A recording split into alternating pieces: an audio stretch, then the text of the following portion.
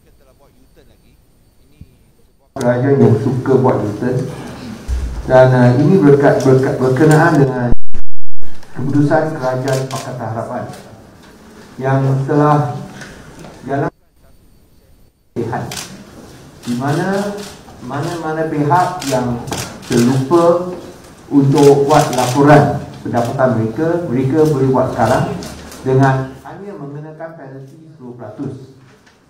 Dan selepas itu tempoh itu 15%. So untuk 6 bulan pertama 10%, lepas itu 15%. Penalti itu saja berbanding dengan penalti yang boleh sampai 300%. So itulah satu proses galakan untuk mengisytiharkan pendapatan secara sukarela.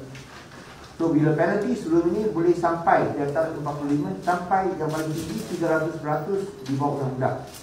Kita telah berikan kelonggaran dan dengan mengurangkan penalti kepada 10 pada 6 bulan pertama, lepas itu tambah kepada 10 kepada 15%.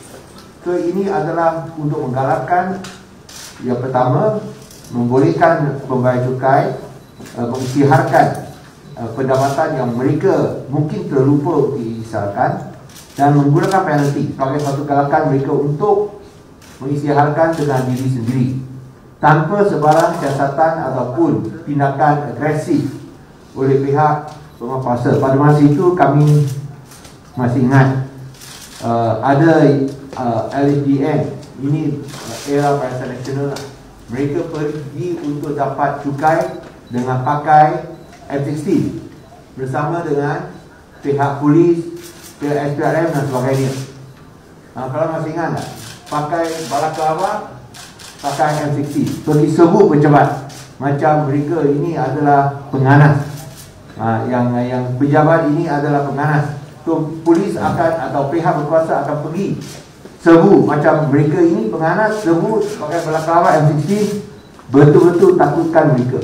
So ini dihentikan serta-merta selepas Pakatan Harapan menjadi kerajaan, dan kita minta bahawa ia dibuat mengikut proses undang-undang. Dan sebagai satu langkah pemutihan, maka pihak kerajaan telah pun mengumumkan bahawa kita buat program khas pengakuan sukarela, di mana penalti dikurangkan daripada maksimal 300% kepada 10 hingga 15%. Ada pihak yang menyatakan bahawa kita akan kurang kutip wang. Ya, tetapi kalau anda siasat, tak semestinya boleh dapat penalti setinggi ini. Ada yang cakap bahawa ini akan memihak kepada pembayar cukai. Ya, tetapi sekurang-kurangnya pembayar cukai ada bayar cukai.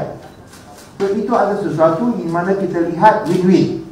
Kita tak perlu buang masa dan juga sumber-sumber untuk jalankan siasatan. Pada masa yang sama, berikan keyakinan dan juga satu kedudukan undang-undang yang lebih kukuh untuk mereka buat laporan, dan lepas itu tahu bahawa mereka telah pun mengikut atau mematuhi undang-undang, dan pada masa yang sama hati pun lebih tenteram, peace of mind, bahawa mereka telah pun patuhi undang-undang yang sedia ada. Itulah sebabnya kalau anda lihat surat program khas pengakuan sukarela ini, saya telah edarkan kepada semua pemberita, di mana dinyatakan dengan jelas. Saya baca di sini, saya dengan hormatnya merujuk kepada perkara di atas, dan surat tuan bertarikh sekian-sekian adalah berkaitan.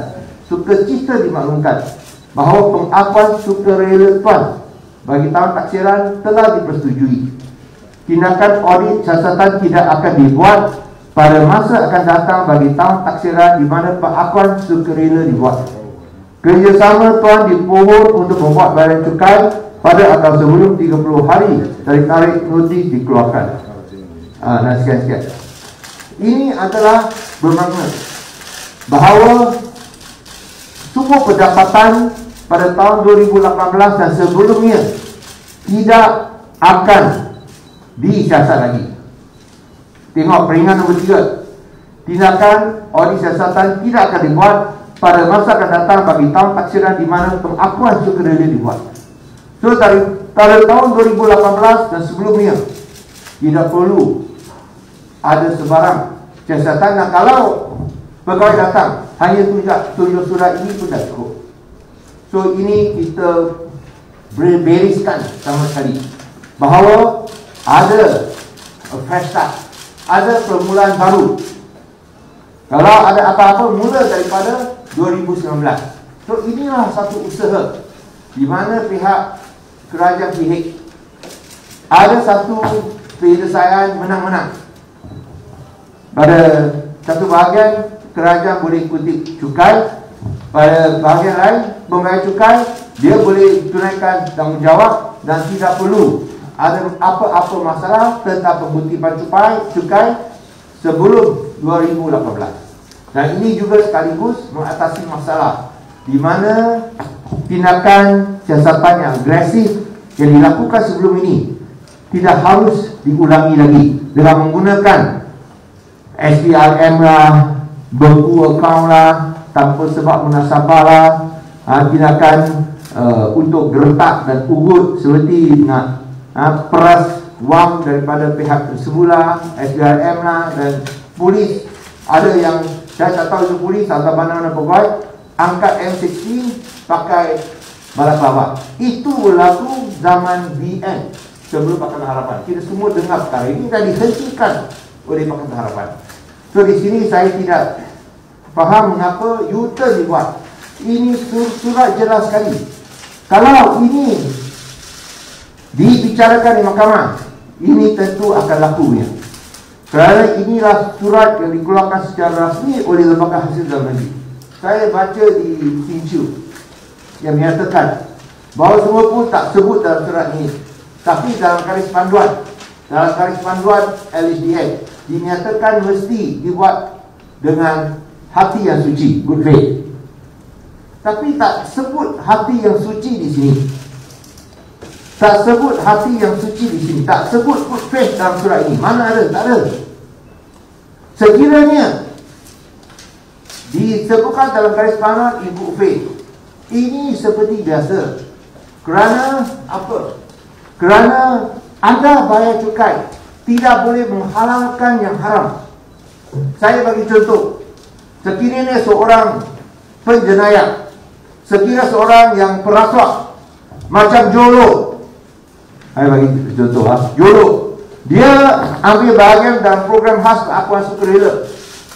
Dia buat itu bayaran cukai. Adakah ini bermakna semua wang yang dia rompak daripada Malaysia akan jadi halal? Tidak. Kerana ia adalah berasaskan sumber yang haram. Itu maksud dengan hati suci yang tak disebut dalam surat ini. So bila anda menjalankan, okeylah, kita tak mau sebut Jolo lah, kita tak mau sebut perasuah-perasuah lah, kita sebut kalau anda jalankan kegiatan jenayah yang haram seperti mungkin judi lah, pelacuran lah dan sebagainya, yang jahat-jahat, dadah lah dan sebagainya, tidak bermakna bila anda mengambil bahagian dalam program ini menghalalkan yang haram.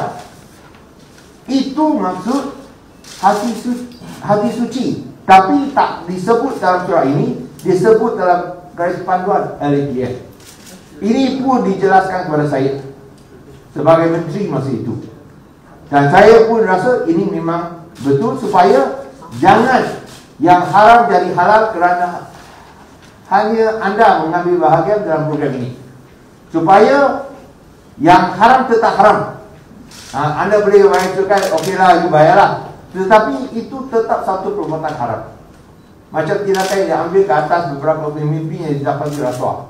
LHDN tuntut bayaran cukai. Ya, cukai kena bayar, tapi aktiviti itu tetap haram.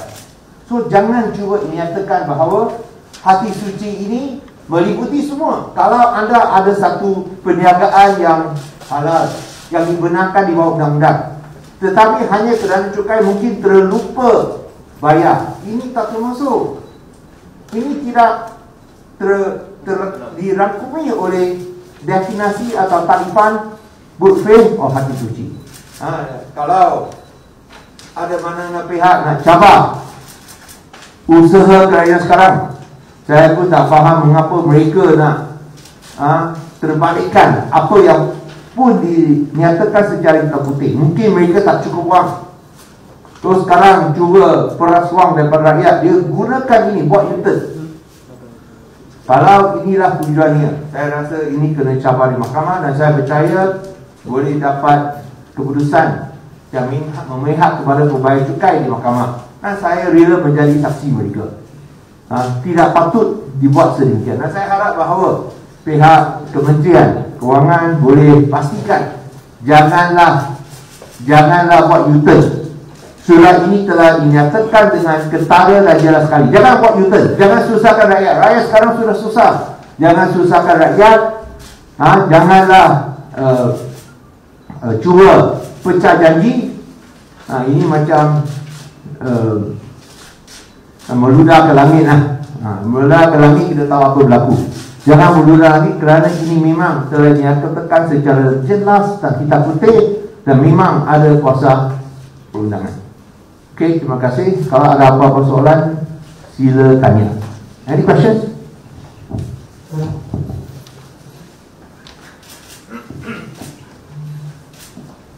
I think it's clear, isn't it? Kalau tidak, nanti saya cakap dalam bahasa Mandarin. Think so, huh? Yes. Please come forward. You're right at the back. This case is what you're... Someone came out in the front page institute, okay. where they said our self-disclosure voluntary program, where if you disclose and they do a complete assessment, because tax has done a complete assessment, and they agree with a sum that you have to pay, and you pay, they will not investigate your taxes from 2018 backwards, because as LHDN can ask you for 6 years accounts. They can ask for a 6 years account for the past 6 years. This one, 2018, they shouldn't be asking if you have actually got this letter and paid under this SBDP. This letter is dated when? No, this is you pass it was during our time. Okay. So it was over a period of 1.5 years. No, I mean the Sinchu report. Today. This guy. Today. Yeah, I mean. The guy got a letter. No, that's from they quoted an association. Oh, association. CDIM. It's a CDIM report. So this was under our self-voluntary disclosure program, SVDP. So a letter received from the CDIM, that is the Chartered Tax Institute of Malaysia. A letter written to Chartered Tax Institute of Malaysia. And they refer to that letter.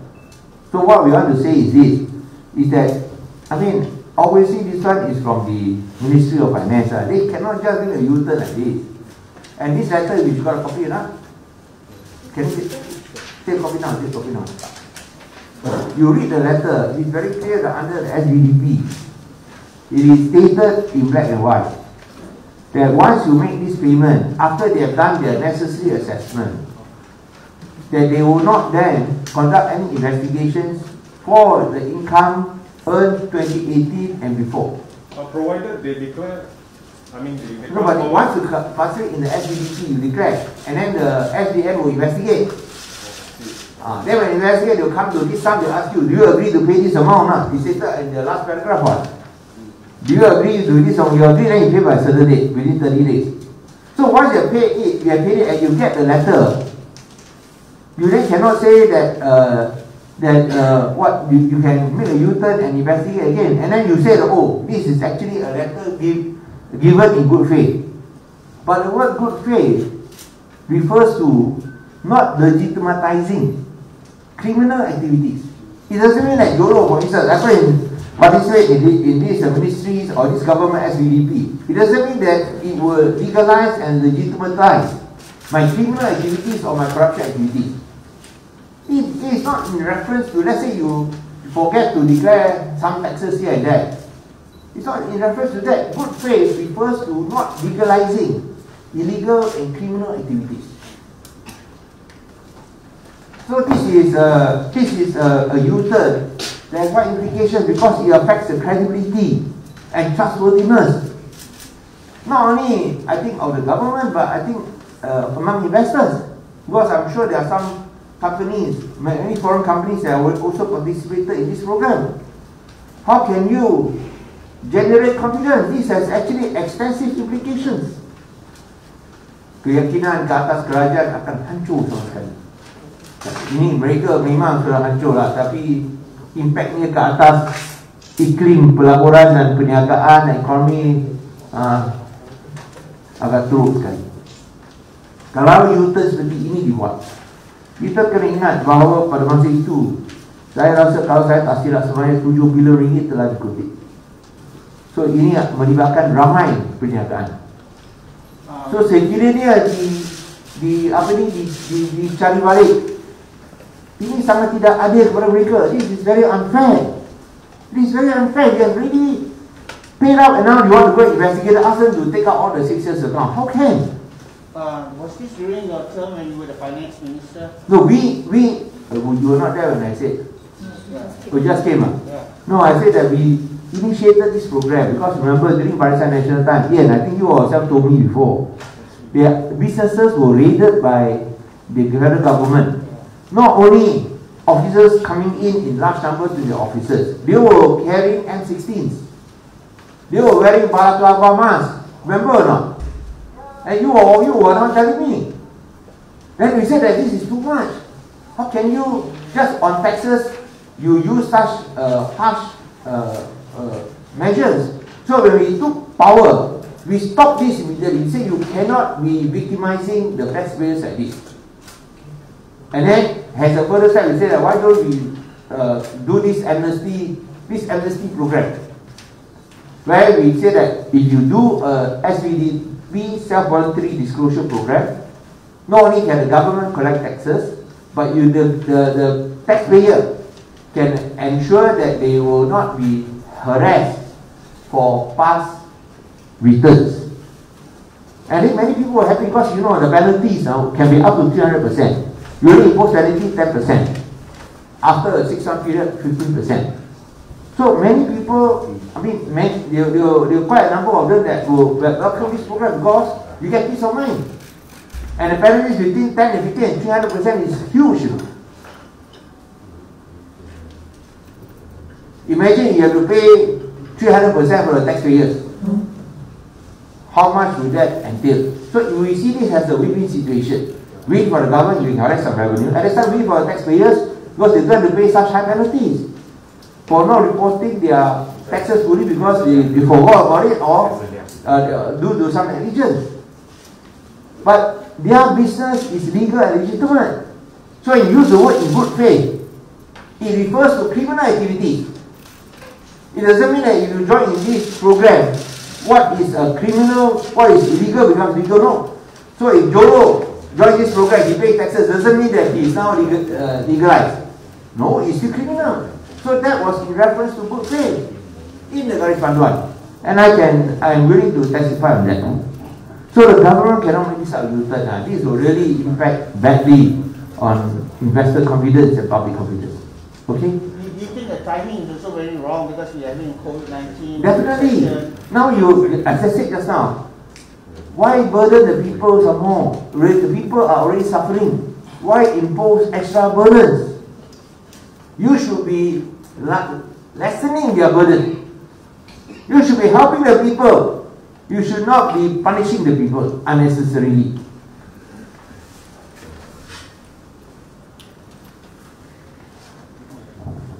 Okay? You get it now? You get the point? Because you came out to say they are making U-turn, they are going to investigate. Even though you got this letter, even though you got the clearance, they are going to investigate you for past taxes.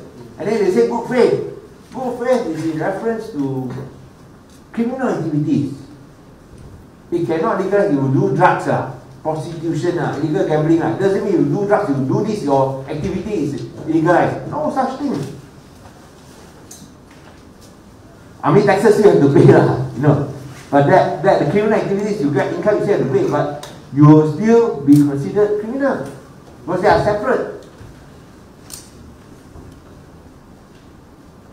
So by doing this, I think this again shows that the Perikatan National Government is a government of U-turns and then unnecessarily impacting investor confidence. I think should be reviewed. I hope that the Ministry of Finance ensure that this letter is respected and there's no abuse of power.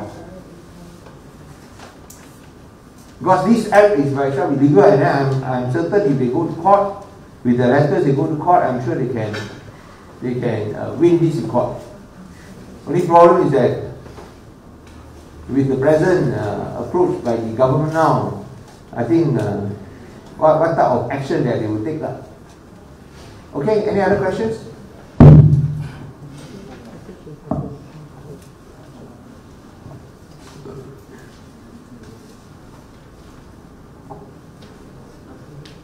Okay, you understand on this, huh? Yeah. Okay, kalau tak ada soalan, terima kasih kepada semua. Itu. Ya. Dan saya akan cakap dalam bahasa Mandarin. Kalau tak ada apa-apa. Okay, soalan lain balik. saya habis dengan bahasa Mandarin boleh. Soalan berkaitan apa? Atta je. Oh. The issue in Perak also. What? Operation PBAP, I will answer in Perak. You want I can answer you again? But let me say in Mandarin first. 针对今天的报道说自愿报税不调查，现在已经做优转。就会调查。如果大家记得在国政时代，这个政府为了要收更多税务的时候，用强硬的方法来压迫商家。那时候在国政时代，他在你的办事处来查的时候，不单单他们的官员一大批的官员来，他们还拿做 M16 枪，也是戴着那个什么面罩，很恐怖很怕的。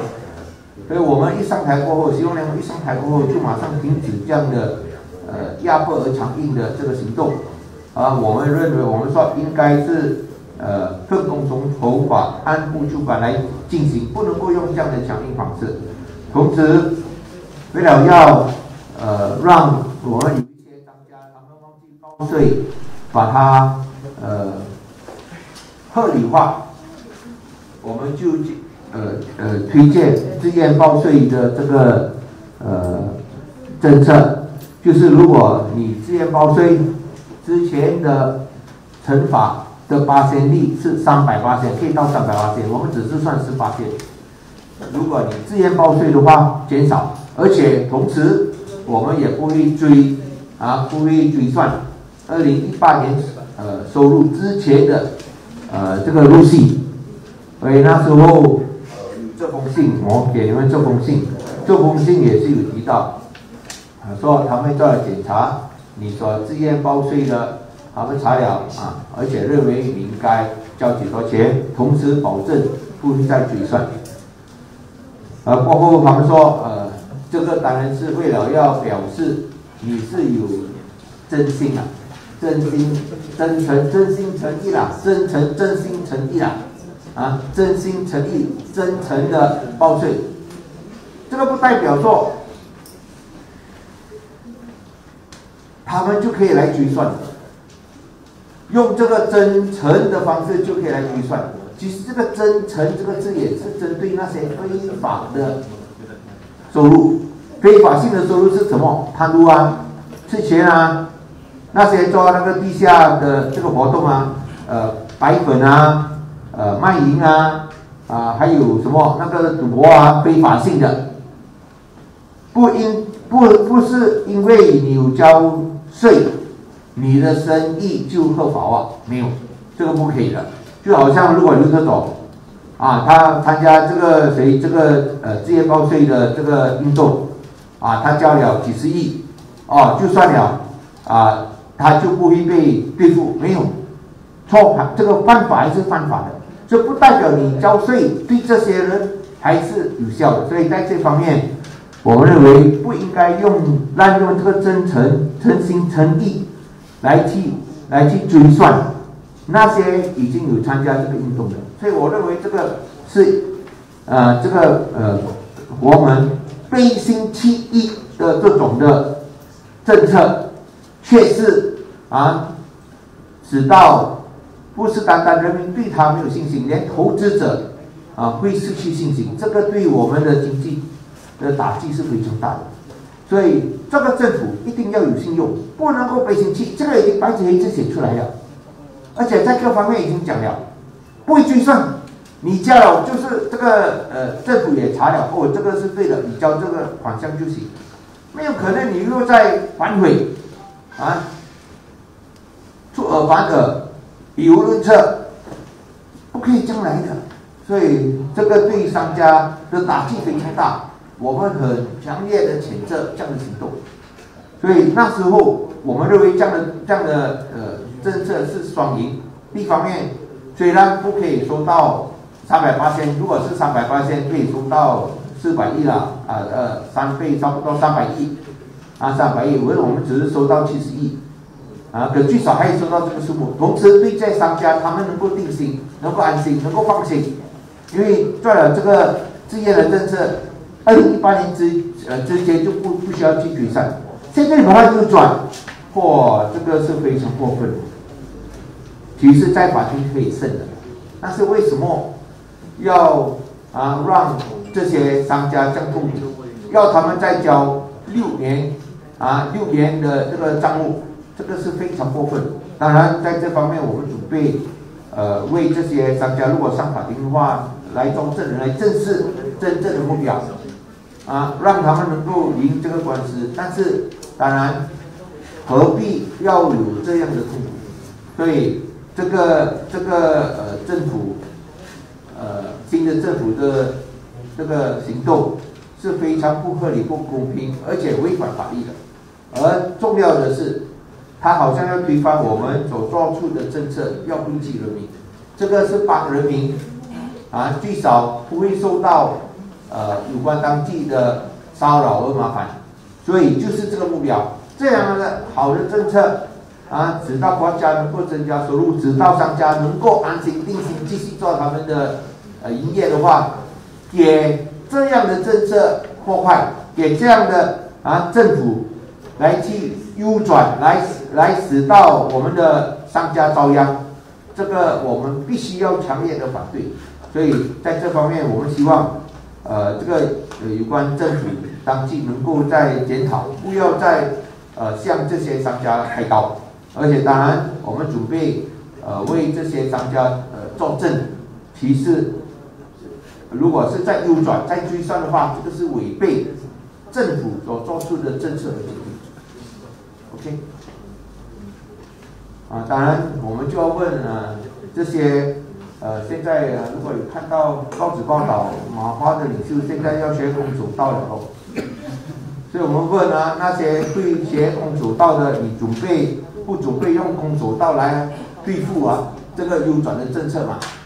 不要空口说白话 ，OK， 好不好 ？OK yes。You nak tanya bonus lagi ya? Ya. Ya. Bila ada akad ini tapi tak terpakai sebab perlu bina perlembagaan dan mungkin jadi bawa kesak apa yang diberikan. Itu saya rasa kita akan pergi ke mahkamah untuk perkara ini.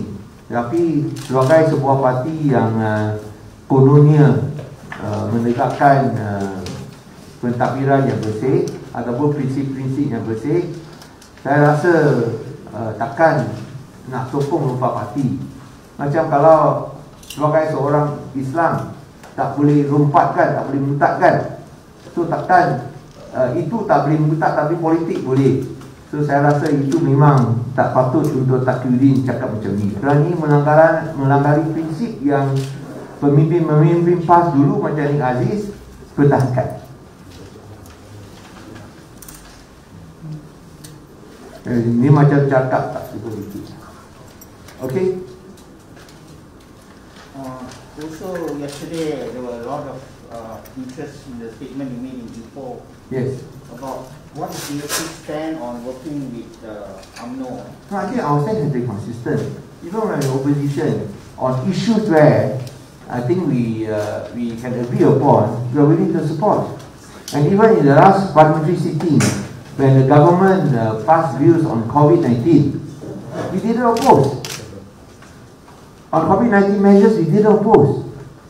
So let's say, for example, if UMNO now wants to talk about that, of course they have since retracted lah. Then I really talk about having parliamentary sittings, that we should convene parliamentary sittings, which is subsequently then retracted. If you willing to take a stand, we are willing to agree. What is wrong with that? Isn't it? As long as it's for the benefit of people. So when you talk about cooperation, it's on an ad hoc basis, on issues that relates to the people where it benefits the people. There's no cooperation, on party-to-party basis with UMNO at the moment. But I have said that as long as it has advantages to the people, and this has been the common position of the party since our inception in 1966. There are instances where we are willing to take a common stand with even BN in the 70s, 80s and 90s. For example, international issues like Myanmar or Palestine, we take a common stand. So taking an ad hoc approach is not tantamount to working with no, I think that is still not the case. But I said we are willing to cooperate where it benefits the riot. Like what I said, convening parliament. We want as many MPs as possible, and so far there's a majority of MPs that support parliament be convened again. So don't go and put words into my mouth. Don't interpret more than what I said in Ipoh, because I said that same thing in Ipoh. And if there's any advantage, mana-mana kelebihan mestilah berkaitan dengan kelebihan untuk rakyat, bukan untuk parti. Okay, anything else? Saya rasa itu saja. If such a case, will DAP consider of join hand with UMNO for the coming elections? I'm talking about parliament. I'm not talking about coming elections. As I said, for the moment, for at this stage, we are talking about cooperating on issues that benefit the rakyat. Nothing about cooperation in the next general elections. Okay. 完全不存在啦。 Okay, hadirin yang ada di bilik ini, mohon silentkan phone mohon setkan telefon anda ke mode senyap supaya tidak mengganggu sidang media. Dan rakan-rakan media, PC kita akan mulakan sebentar saja lagi. Please bersedia. Okay, thank you very much. Let's start.